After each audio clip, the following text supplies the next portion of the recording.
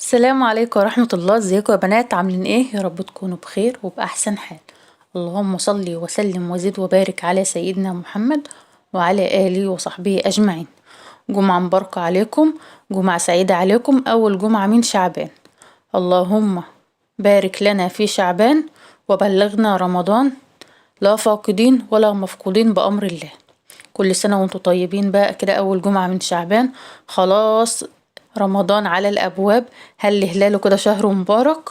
يعني هنبدأ بقى ايه العد التنازلي. ما تنسوش اللي كنتوا بتعملوه في رجب طبعا لازم تعملوه في شعبان. زي ما كنتم تصوموا في رجب اتنين وخميس، لازم تصوموا برضو في شعبان اتنين وخميس لغاية كده رمضان بأمر الله. تمام. كل سنة كده وانتوا طيبين، كل سنة وانتوا مبسوطين مع اللي بتحبوهم، ويا رب يا رب يبارك لكم في أولادكم جميعا، ويطعم كل مشتاق الذرية الصالحة، اللهم آمين. كل سنة وانتم طيبين. يعني ابتدت كده روايح رمضان تهل علينا، الروايح الحلوة دي، الروايح المباركة. أول جمعة بقى من شعبان كده قلت أعمل معاكم كده روتين خفيف، روتين بقى يوم الجمعة اللي مش دايما بنعمله. دايما في العادة بنبقى مستعجلين بقى، اللي رايح مدرسته واللي رايح شغله واللي رايح في مكان بقى، فبيبقى الفطار اي كلام. فالنهاردة قلت بقى ايه، بما ان النهاردة الجمعة كده واول جمعة من شعبان، فاعمل معاكم الفطار الحلو بتاع شعبان بتاع بتاع يوم الجمعة. فطبعا اول ما بنصحى كده من النوم بنفتح الشبابيك البيت كلها، بنهوي البيت، بنخرج بقى ايه الطاقة السلبية كده وندخل بقى البيت طاقة ايجابية. نغير الهواء ونجدد الهواء بتاع البيت. إيه، يعني اما بتفتحي الشبابيك كده الهواء الجديد بيدخل، والهواء اللي كان بايت معاكي او من بالليل كده بيخرج، فبيديكي كده نشاط وحيوية. وولعنا برضو عود بخور كده حلو. وطبعا بنشغل بقى التلفزيون على القرآن الكريم، او ممكن تشغلي الراديو او التسجيل بتاعك على حسب ما بتسميه على اذاعة القرآن الكريم. انا عندي دايما 24 ساعة لو شايلة فيشة التلفزيون لازم يكون اذاعة القرآن الكريم شغالة على الراديو. انا متعودة على كده، معرفش اقعد كده والبيت ساكت، لازم يكون القرآن شغال. بيديكي طاقة إيجابية وبيخلي البيت كده فيه بركة، وبيطرد طبعا الشياطين والكلام ده كله والعياذ بالله. تمام. فروتين بقى يوم الجمعة كده روتين حلو. شغلنا القرآن كده لغاية ما الخطبة تقول، وبعد كده بنشغل الخطبة على بنجيب القناة الأولى المصرية طبعا، وبنشغل بقى ايه عليها الخطبة الجميلة بقى طبعا اللي بتبقى شغالة. وجنبك بقى الجوامع والكلام ده كله برضو بيبقوا شغالين فيها الخطبة، فبتحسي كده ايه بالبركة كده ايه في اليوم. احنا جنبنا الجامع، فالجامع اكنه انت قاعدة في الجامع او المسجد على حسب ما بتسموه. جنبنا المسجد، فالخطبة يعني ايه بتبقى كأنها معانا في البيت. فالحمد لله، اللهم بارك يعني، ويبارك لنا في شعبان ويبلغنا رمضان احنا وانتم ان شاء الله. فصحينا بقى كده من النوم، طبعا جبنا بقى فول وطعمية، الراعي الرسمي طبعا في الافطار يوم الجمعة الفول والطعمية او الفول والفلافل. عندنا طبعا كمصريين الطعمية بنعملها من الفول اللي هو ناشف ومدشوش. لكن طبعا في ناس بتعملها من الحمص، اللي هم تقريبا اهل سوريا واهل لبنان بيعملوا الطعمية من الحمص، لكن عندنا بنعملها من الفول المدشوش. تمام. انا كنت بعت ياسين ابنه الصغير يجيب عجينة طعمية وفول، فقام جايب طعمية جاهزة وفول. انا ما ببقاش احب اجيب الطعمية والفول لو لسه هعمل فطار. تمام. فبقوم جايباها عجينة وانا بعمل الفطار، اقوم بعد ما اخلص اقوم عاملة الطعمية تبقى سخنة كده وحلوة. لكن لما بتبقى الطعمية جاية جاهزة بصراحة على ما تخلصي الفطار بتاعك والكلام ده كله بتكون بردت، والطعمية حلاوتها وهي ايه بتبقى سخنة كده بصراحة بيبقى لها طعم تاني. فما علينا، مش مشكلة، اللي جابه جابه. المهم بقى ايه، قطعت زي ما انتوا شايفين كده بطاطسيتين حلوين كده. البطاطس بتبقى برضو سخنة كده، والولاد كلها بتحب البطاطس. البطاطس الصوابع دي بتبقى بصراحة حلوة قوي مع الفطار برضو وهي سخنة. في اكلات كده لازم تتاكل سخنة بتبقى طعمها تحفة بصراحة. قطعت البطاطس بقى وسخنت الزيت، سخنت الزيت كويس جدا، وحطيت فيها البطاطس تتحمر. على ما احمرها بقى اكون عملت الفول. عندنا الولاد بيحبوا الفول ببصل وطماطم واحط عليه فلفل، يعني شوية يعني حركات كده لازما ياكلوا الفول بيه. لكن لو عملت الفول اللي هو مثلا جاي من عند الراجل وحطيت مثلا عليه زيت وكمون وكزبرة والملح وكده، لا ما يرضوش ياكلوه، ما بيتاكلش عندنا بصراحة. لكن لو عملته بالطريقة اللي انا بعملها ده يعني بيخلص ما شاء الله اللهم بارك يعني. فافطار يوم الجمعة اكتبولي بقى كده في الكومنتات بتعملوا فطار يوم الجمعة ازاي، بتقضوا فطار يوم الجمعة ازاي. طبعا يوم الجمعة ده انا بروح عند مامتي، وفي ناس كتير طبعا بتروح عند اهلها وكده، فاليوم بتاع يوم الجمعة ده طبعا ده اليوم الوحيد اللي انا بروح فيه عند مامتي.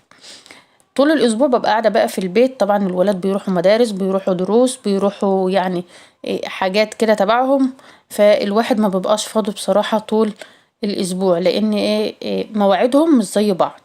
لكن يوم الجمعة بقى بيبقى الكل قاعد، بنفطر كده ونظبط نفسنا، او ساعات كمان ما بنفطرش بنروح نفطر هناك، وبنتغدى بقى هناك ونقضي بقية اليوم كله هناك. بصراحة بيبقى يوم جميل جميل جميل.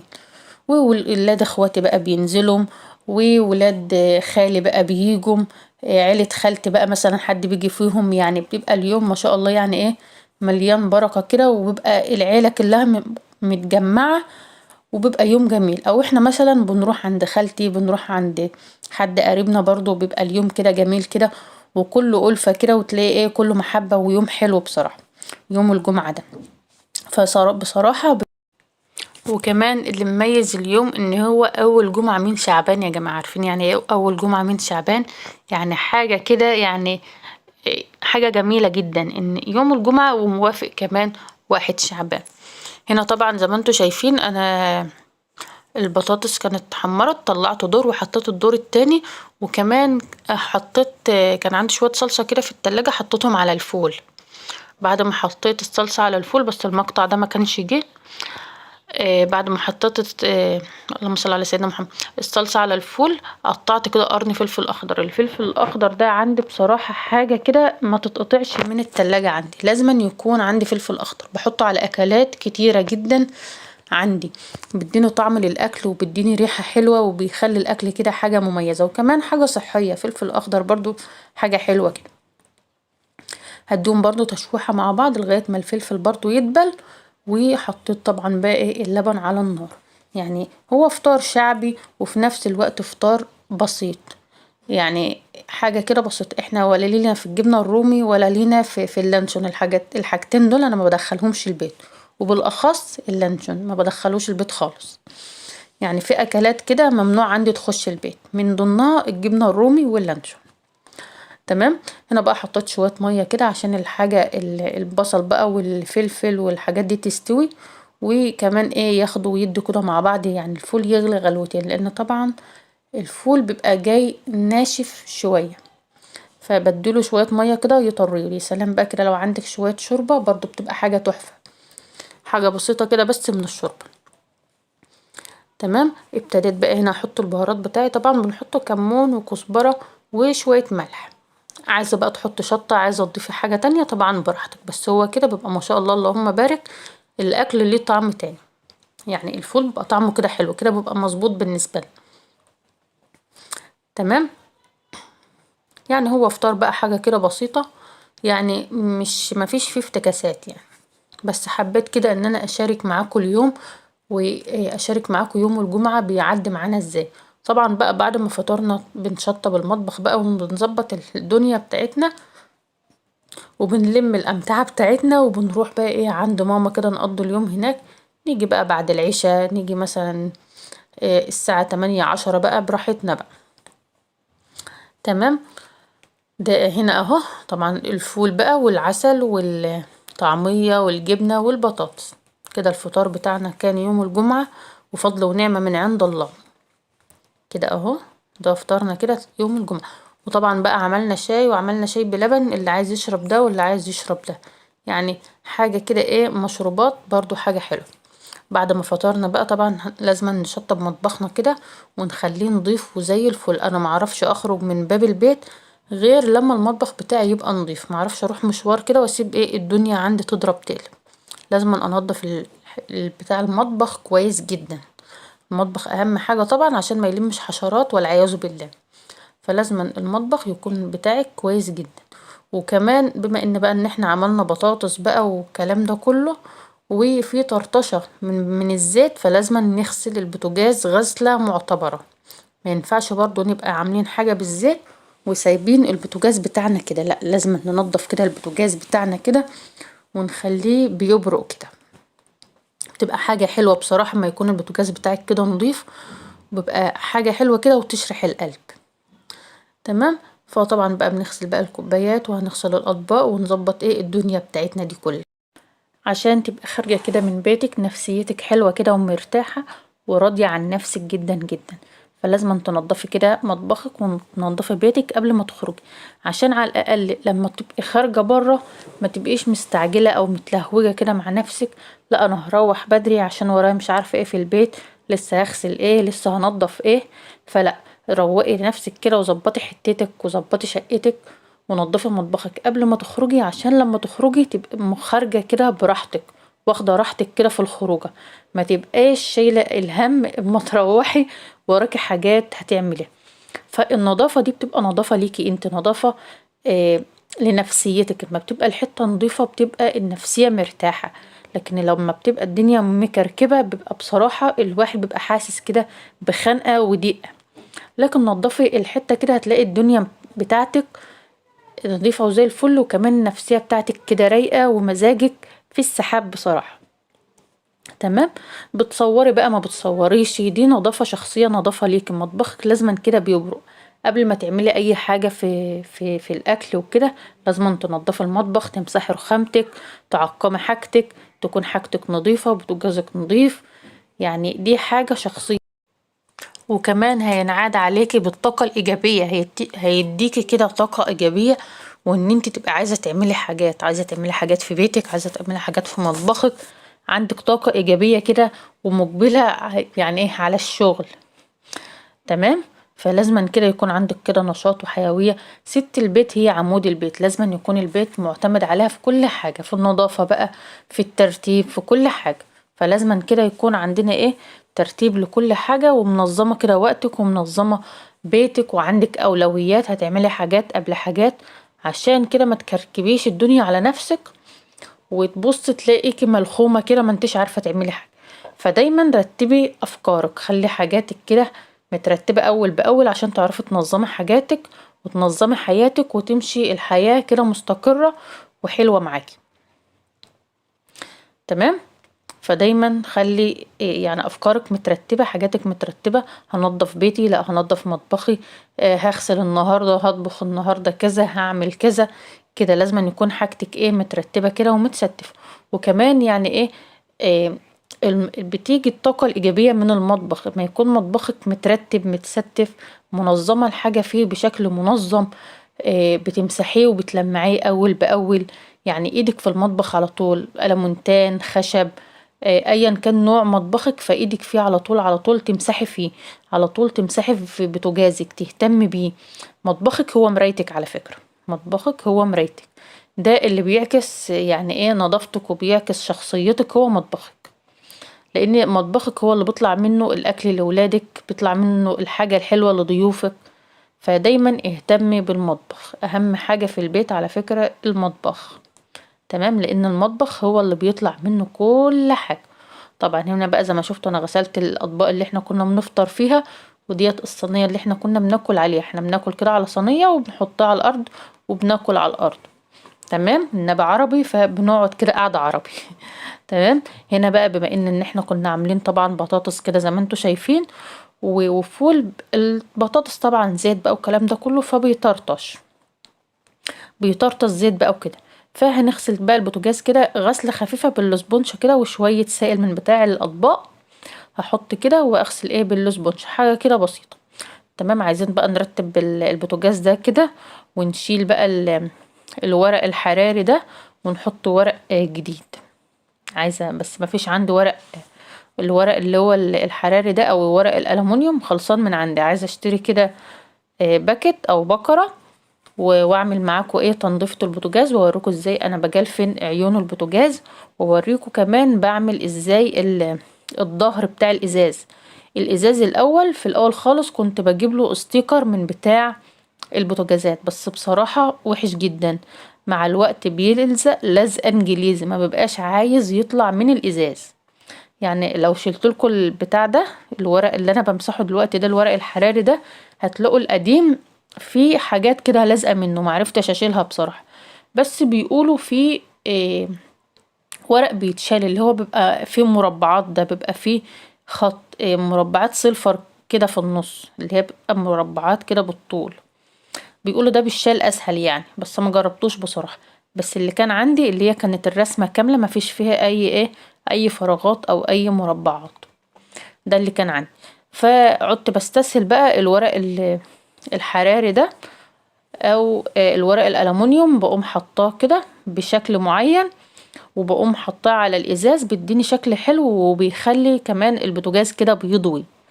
تمام، بيعكس الضوء بتاعه بقى على البوتاجاز، فبيخليه كده زي ما انتوا شايفين فيه لمعة كده حلو.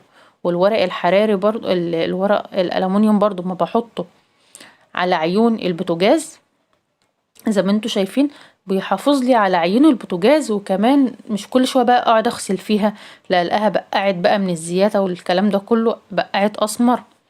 خصوصا ان انا عيون البوتاجاز بتاعتي ما فيش فيها لمعه، لونها فضي مطفي.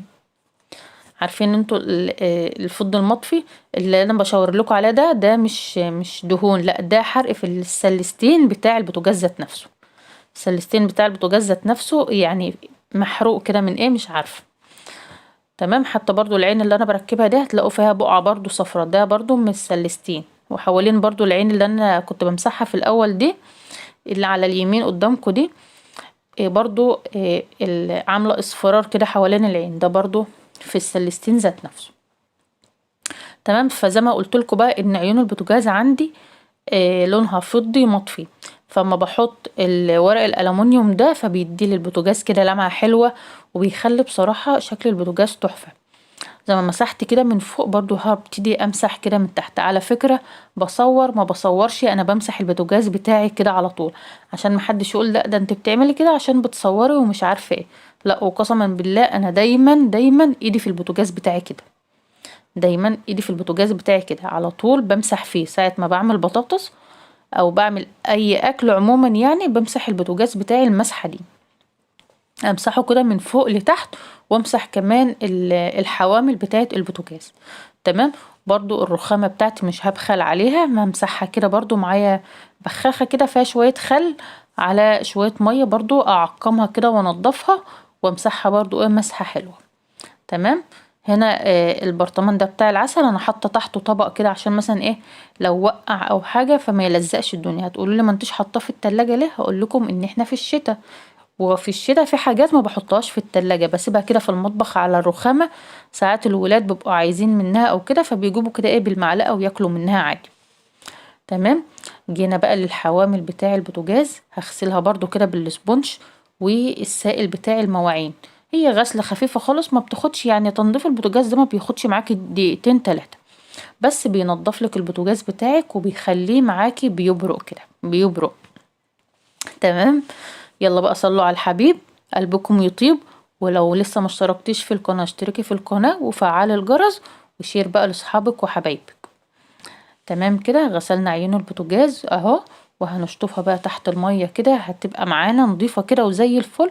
وكمان مش هتراكم معاكي اي دهون، هتلاقي الحوامل بتاعة البوتاجاز معاكي نضيفة، وما بتغسليها دايما ما بتراكمش معاكي دهون. يعني بعد كل مثلا وجبة او كل يوم بعد ما تعملي الاكل تغسليها كده، حتى لو غسلتها مرتين بتفضل معاكي نضيفة وتعيش معاكي الوقت اكتر، ما تلمش معاكي دهون خالص، وتلاقي الحوامل بتاعتك دي نضيفة وزي الفل. طبعا ده من ايدك انتي، على حسب استعمالك انتي. لو محافظة عليها هتفضل معاكي كده نضيفة وزي الفل. الازازة اللي انا بكب منها مية دي، دول ازازتين خل حطهم كده على الرخامة بتاعة الحوض. طبعا هما فاضيين، فبملاهم كده مية اما بعوز مثلا اغسل الحوض او كده، او مثلا المية قطعة مفيش مية، بقوم جايبة كده الازازتين دول بنغسل منهم يعني استعمالات كده، لكن شرب وطبيخ او نطبخ منهم او كده لا، دول لا. تمام. هو بس الغسيل ايدين او هنغسل حاجة لو المية قطعة، او مثلا ايه لو بستسهل بغسل الحوض بدل ما اقعد اكب بايدي كده بجيب من الازازة واكب بيها. تمام. بس كده يعني ما بنستعملهاش في اي حاجة غير كده بس. وكده بقى شطبت المطبخ بتاعي وبقى المطبخ بتاعي زي الفل. ادي البوتاجاز اهو. الحوامل انا حطاها بس كده ايه تتصفى على جنب، حطاها تتصفى على جنب بس، وبعد كده ايه همسحها واحطها تاني مكانها. وبكده بقى اكون نضفت مطبخي كده وخليته فل شمعة منورة. اروح بقى كده عند مامتي اقضي يومي كده براحتي، وما يبقى مفيش ورايا اي حاجة. تمام كده اكون خلصت الفيديو بتاعي النهاردة، واكون خلصت روتين النهاردة. استنوني الروتين الجاي ان شاء الله. سلام.